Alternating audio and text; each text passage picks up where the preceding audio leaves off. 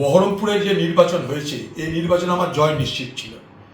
রামনবমীর উৎসব পর্যন্ত আমার জয় নিশ্চিত ছিল, আর সেটা মমতা ব্যানার্জি বুঝেছিলেন এবং বুঝে তার প্রয়োজন হয়েছিল একটা দাঙ্গা করার।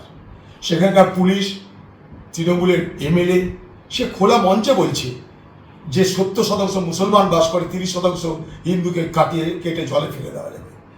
এবং এই পরিকল্পনা করলো মমতা ব্যানার্জি রামনবমীর দিন থেকে, কারণ তিনি দেখলেন অধীর চৌধুরীকে হারাতে এই মুহূর্তে দাঙ্গা করাটা জরুরি।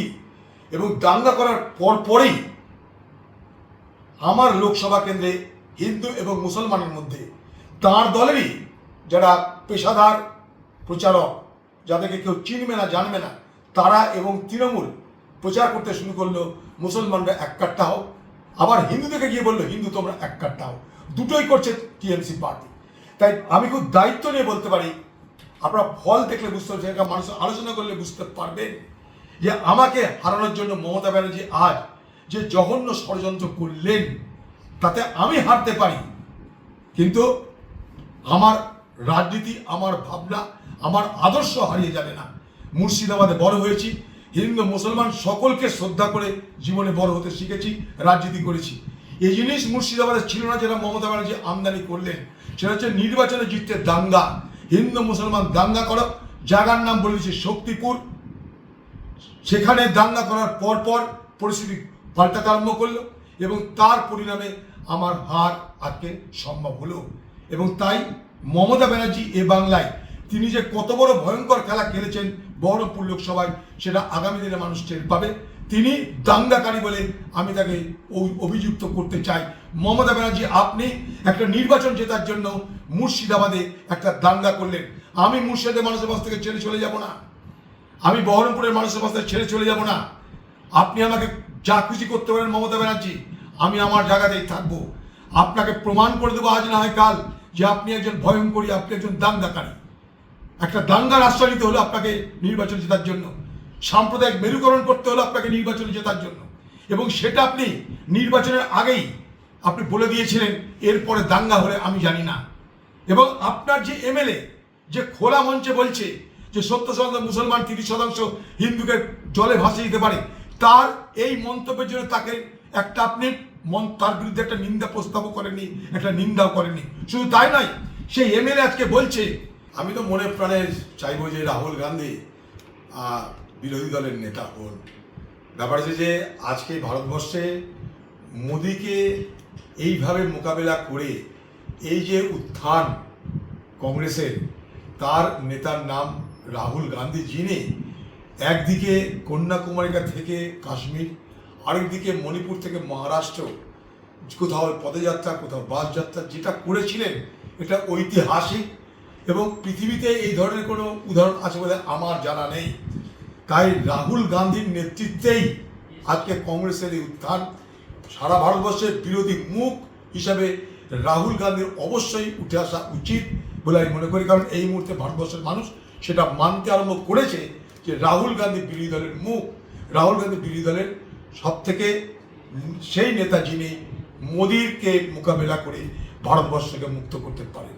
কারণ রাহুল গান্ধী প্রমাণ করে দিয়েছেন, শুধু ভারতবর্ষের মানুষের কাছে নয়, সারা বিশ্বজুড়ে এটা আলোচিত যে মোদি এখন ডিক্লাইনিং হচ্ছে, রাহুল গান্ধী এখন উপরে উঠছে। এটা ভারতবর্ষে শুধু না, পৃথিবীতে এটা আলোচিত বিষয়। তা আমরা তো চাইবই যে রাহুল গান্ধী বিরোধী দলের নেতা হন। এবং প্রধানমন্ত্রী কি হবে নেক্সট মোদির পর, সেটা তো পরের কথা। আমরা তো চাইবো রাহুল গান্ধী হোক, এটা বলা কোনো অপেক্ষা রাখে না। বহরমপুরে যে নির্বাচন হয়েছে এই নির্বাচনে আমার জয় নিশ্চিত ছিল। রামনবমীর উৎসব পর্যন্ত আমার জয় নিশ্চিত ছিল, আর সেটা মমতা ব্যানার্জি বুঝেছিলেন এবং বুঝে তার প্রয়োজন হয়েছিল একটা দাঙ্গা করার।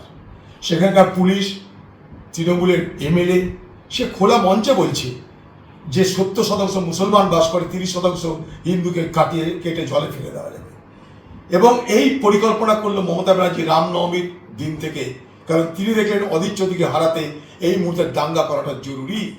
এবং দাঙ্গা করার পরেই আমার লোকসভা কেন্দ্রে হিন্দু এবং মুসলমানের মধ্যে তাঁর দলেরই যারা পেশাদার প্রচারক, যাদেরকে কেউ চিনবে না জানবে না, তারা এবং তৃণমূল প্রচার করতে শুরু করলো মুসলমানরা এক কাট্টা হোক, আবার হিন্দুদেরকে গিয়ে বললো হিন্দু তোমরা এক কাটটাও, দুটোই করছে টিএমসি পার্টি। তাই আমি খুব দায়িত্ব নিয়ে বলতে পারি, আপনারা ফল দেখলে বুঝতে পারছেন, একটা মানুষ আলোচনা করলে বুঝতে পারবেন যে আমাকে হারানোর জন্য মমতা ব্যানার্জি আজ যে জঘন্য ষড়যন্ত্র করলেন তাতে আমি হারতে পারি, কিন্তু আমার রাজনীতি, আমার ভাবনা, আমার আদর্শ হারিয়ে যাবে না। মুর্শিদাবাদে বড় হয়েছি, হিন্দু মুসলমান সকলকে শ্রদ্ধা করে জীবনে বড় হতে শিখেছি, রাজনীতি করেছি। এই জিনিস মুর্শিদাবাদে ছিল না যেটা মমতা ব্যানার্জি আমদানি করলেন, সেটা হচ্ছে নির্বাচনে জিততে দাঙ্গা, হিন্দু মুসলমান দাঙ্গা করো, জায়গার নাম বলে দিচ্ছে শক্তিপুর। সেখানে দাঙ্গা করার পর পর পরিস্থিতি পাল্টাতে আরম্ভ করলো এবং তার পরিণামে আমার হার আজকে সম্ভব হলো। এবং তাই মমতা ব্যানার্জি এ বাংলায় তিনি যে কত বড় ভয়ঙ্কর খেলা খেলেছেন বহরমপুর লোকসভায়, সেটা আগামী দিনে মানুষ টের পাবে। তিনি দাঙ্গাকারী বলে আমি তাকে অভিযুক্ত করতে চাই। মমতা ব্যানার্জি, আপনি একটা নির্বাচন জেতার জন্য মুর্শিদাবাদে একটা দাঙ্গা করলেন। আমি মুর্শিদাবাদের মানুষের কাছ থেকে ছেড়ে চলে যাব না, আমি বহরমপুরের মানুষের কাছ থেকে ছেড়ে চলে যাব না। আপনি আমাকে যা খুশি করতে পারেন মমতা ব্যানার্জি, আমি আমার জায়গাতেই থাকবো। আপনাকে প্রমাণ করে দেবো আজ না হয় কাল যে আপনি একজন ভয়ঙ্করী, আপনি একজন দাঙ্গাকারী। একটা দাঙ্গার আশ্রয় নিতে হলো আপনাকে নির্বাচন জেতার জন্য, সাম্প্রদায়িক মেরুকরণ করতে হলো আপনাকে নির্বাচনে জেতার জন্য, এবং সেটা আপনি নির্বাচনের আগেই আপনি বলে দিয়েছিলেন এরপরে দাঙ্গা হলে আমি জানি না।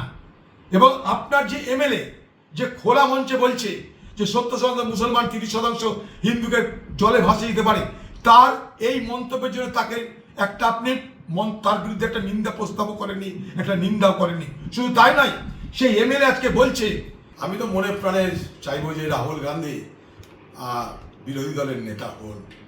ব্যাপার হচ্ছে যে আজকে ভারতবর্ষে মোদিকে এইভাবে মোকাবেলা করে এই যে উত্থান কংগ্রেসের, তার নেতার নাম রাহুল গান্ধী, যিনি একদিকে কন্যাকুমারিকা থেকে কাশ্মীর, আরেকদিকে মণিপুর থেকে মহারাষ্ট্র, কোথাও পদযাত্রা, কোথাও বাস যাত্রা যেটা করেছিলেন, এটা ঐতিহাসিক এবং পৃথিবীতে এই ধরনের কোনো উদাহরণ আছে বলে আমার জানা নেই। তাই রাহুল গান্ধীর নেতৃত্বেই আজকে কংগ্রেসের এই উত্থান। সারা ভারতবর্ষের বিরোধী মুখ হিসাবে রাহুল গান্ধীর অবশ্যই উঠে আসা উচিত বলে আমি মনে করি, কারণ এই মুহূর্তে ভারতবর্ষের মানুষ সেটা মানতে আরম্ভ করেছে যে রাহুল গান্ধী বিরোধী দলের মুখ, রাহুল গান্ধী বিরোধী দলের সব থেকে সেই নেতা যিনি মোদিকে মোকাবেলা করে ভারতবর্ষকে মুক্ত করতে পারেন।